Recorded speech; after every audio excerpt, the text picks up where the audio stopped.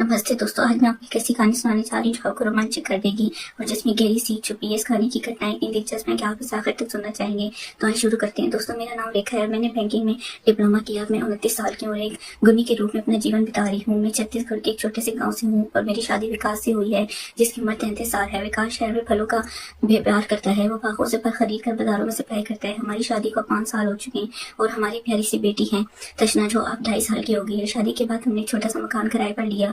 वो अभी इसी कब्जे में है जहाँ मेरे माता पिता रहते हैं। इसीलिए विकास के काम पर जाने पर आसान हो गया और मुझे परिवार का साथ भी मिल गया। वैसे विकास के माता पिता यानी मेरे सास ससुर पास के एक ही गांव में अपनी खेती बाड़ी करते हैं। एक दिन की बात है, मेरी नाना जी का फोन आया। उन्होंने बताया कि उनके बेटे की सालगिरह के लिए एक विशेष किताब चाहिए जो उनके इलाके में नहीं मिल रही थी। मैंने इनसे कहा, चिंता मत करो दीदी, मैं कोशिश करके देखती हूँ। अगले दिन मैंने सलवार कमीज पहनी अपनी बेटी को माँ के पास छोड़ा, किताब की तलाश में निकल पड़ी। कई दुकानों के चक्कर लगाने के बाद आखिरकार वो किताब मिल गई। मैंने तुरंत अमीनान को फोन कर दिया। इन्होंने कहा, रेखा तुम किताब लेकर यहाँ आ जाओ और कुछ दिन हमारे साथ रह लो। बहुत दिन हो गए तुम्हें देखे। मैंने अपने पति विकास को फोन किया लेकिन इसका फोन नहीं लग रहा था। फिर मैंने अपनी माँ को फोन करके बताया, माँ मैंने नजी के घर जा रही हूँ, किताब लेनी है और शायद 1-2 दिन में रुक जाऊँ। विकास का फोन नहीं लग रहा, अगर वो पूछे तो बता देना। तब तक तशना का ध्यान रखना। मेरे गाँव से ननद के गाँव तक जाने के लिए सार्वजनिक की कोई अच्छी नहीं थी। गांव में अक्सर कुछ कच्ची सड़कें थी और आने जाने के लिए या तो पैदल चलना पड़ता था या फिर किसी प्राइवेट वैन पर निर्भर रखना पड़ता था। मैं बस स्टॉप पर खड़ी थी, तभी एक मैजिक वैन छोटी यात्री गाड़ी आकर रुकी। इसे एक युवक चला रहा था जो लगभग 20 से 22 साल का लग रहा था। मैंने पूछा कि क्या गाड़ी भर को जाएगी? इसने सारे लाकर हाँ कहा और मैं गाड़ी में बैठ गई। गाड़ी में मेरे अलावा 2 यात्री थे, एक बुजुर्ग महिला और एक युवक। थोड़ी दूर जाने के बाद दोनों यात्री अपनी अपनी जगह पर उतर गए और मैं अकेली रह गई। ड्राइवर ने अपने मोबाइल पर किसी से बात करना शुरू कर दी। वो किसी से पैसों के बारे में बहस कर रहा था।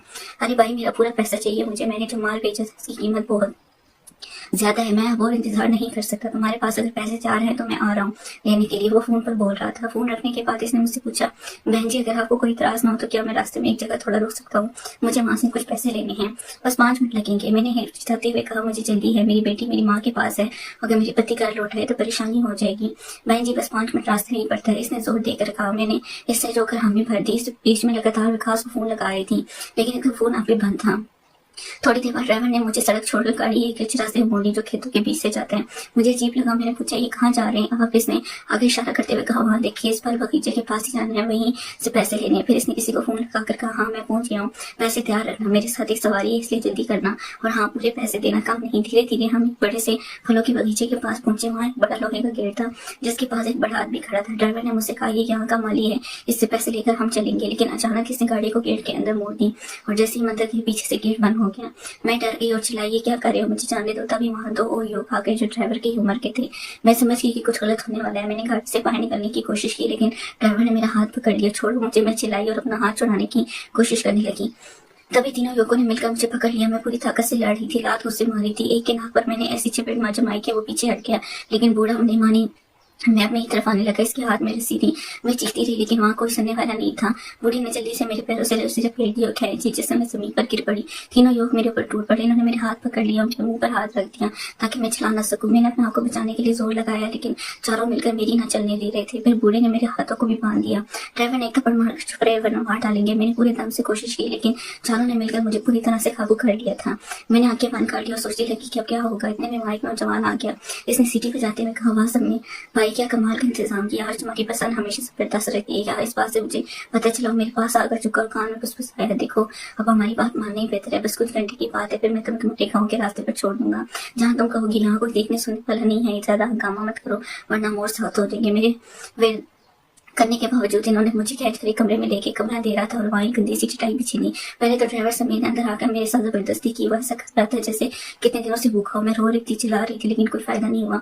ड्राइवर समीर ने अपना अत्याचार पूरा करने के बाद पास रखे एक गिलास में कुछ पिया और शायद था वो जंगली जानवर जैसे ताकतवर रहने लगा। इसने बैठ जाते हुए बूढ़े माली को आवाज दी, रामलाल इधर। बूढ़ा रामलाल झट से अंदर आ गया। समीर ने बताया, रामलाल काका बीबी मैंने मालिक को फोन किया है, किसी जरूरी काम से आ रहे हैं, जब तक वे नहीं आते से कहीं जाने मत देना। कहकर ड्राइवर समीर बाहर चला गया। फिर वो बूढ़ा रामलाल ने अंदर कर अपने कपड़े उतारने शुरू किए। इसने मुझे खड़ा किया और मेरे दोनों हाथों को ऊपर से लटका एक रस्सी से बांध दिया। मैं बिल्कुल बेबस थी। रामलाल मेरे पीछे आया और मुझे जकड़ लिया।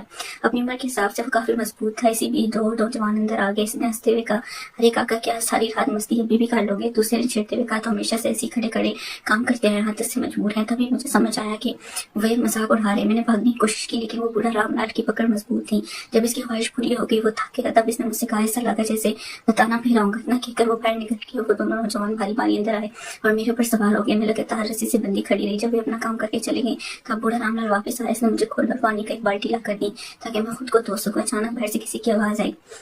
रामलाल ने कहा, लगता है मालिक विकास आ गया। नाम सुनती मेरा दिल जोर से धड़का। मेरे पति विकास मेरे कान पर की नहीं। पैर से किसी ने पूछा, सामान कहाँ है? किसी ने जवाब दिया, रामलाल काका के साथ अंदर है। मालिक हंसते हुए बोला, रामलाल तो कुछ भी हाथ से जाने नहीं देता, खुद को भी परेशान करता रहता है। इस पर सभी हंसने लगे। ड्राइवर सबने कहा, मालिक आज जो अंदर है वो आपको बहुत पसंद आएगी, एकदम खास चीज है। मालिक ने जवाब दिया, समीत तुम तो इस काम के उस्ताद, हमेशा शानदार चुनाव करते हो। समीत ने फिर कहा, मालिक ये अब तक की सबसे अच्छी पसंद है, अंदर जाकर खुद देख लीजिए। मैंने जब मालिक की आवाज सुनी तो मेरे पैर तले जमीन खिसक गई। तो वही आवाज थी जिसमें रोज सुनती थी।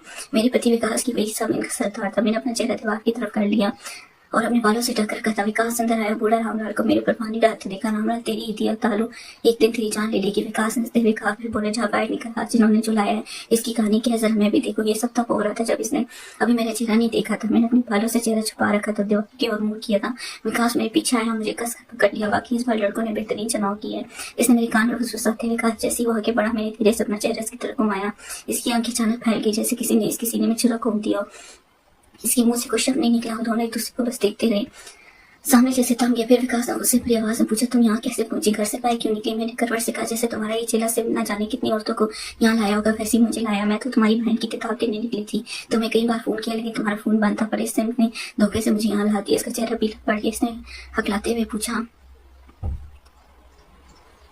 तशना कहाँ है? चिंता मत करो, तुम्हारी बेटी मेरी माँ के पास सर्कस है। मैंने ठंडे कहा। इसने डरते हुए पूछा, क्या किसी ने तुम्हें छुआ? मैंने इसकी आंखों में सीधे देखते हुए जवाब दिया, 4 लोगों ने पिछले 2 घंटों से मुझे एक पल के लिए भी नहीं छोड़ी। क्या किसी को पता है तुम किसकी पत्नी है? इसने घबराते हुए पूछा। नहीं, मैंने जवाब दिया, मुझे धमकी दे रही, किसी को कुछ मत बताना वरना बुरा हाल करेंगे, मुझे मारा भी। लेकिन मैंने तुम्हारा नाम नहीं लिया। इस बीच रामलाल अंदर आ गया। मालिक आप थक गए होंगे लेकिन मुझे तो अभी और भूख लगी है, मैं सिर्फ मैंने मदद कर देता। इसने मुस्कुराते हुए कहा। विकास कुछ भी कहने की स्थिति में नहीं था, बस चुपचाप खड़ा रह गया। बूढ़ा रामलाल मेरे पास आकर फिर से छेड़छाड़ शुरू कर दी।